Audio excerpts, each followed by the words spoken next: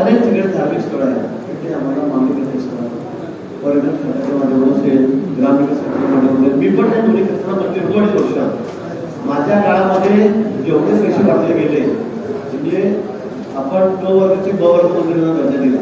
मला वाटतं माझ्या काळात सर्वांनी जास्त दिला गेला.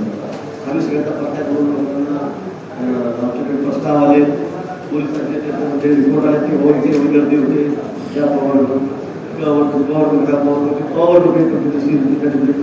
मोठ्या यात्रा होतात, आपले लोक येतात म्हणजे निकष आहे. आणि मग आम्ही ब वर्गाला तिथे 2 कोटी रुपये आम्ही 5 कोटी रुपये दिले.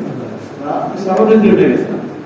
ब वर्गाला 5 कोटी दिले, आम्ही 25 कोटी दिले. 5 कोटी ठिकाणी केले, 25 कोटी रुपये दिले. ते शेवटी ते देवस्थान टिकले पाहिजे. अनेक वर्षापासूनचे पुरातन इमारती आहेत, पूर्वीच्या पहिले देवीच्या काळापासून महाराजांच्या काळापासून मंदिर आहे, पण त्याचा सगळं त्रास उतरला, खराब उतरले, त्यांना मेंटेनन्ससाठी पैसे नाही, रंगवण्यासाठी पैसे नाही, किशोरीकरणाला पैसे नाही आणि म्हणून चांगल्या भावनेने निर्णय केलेला आहे.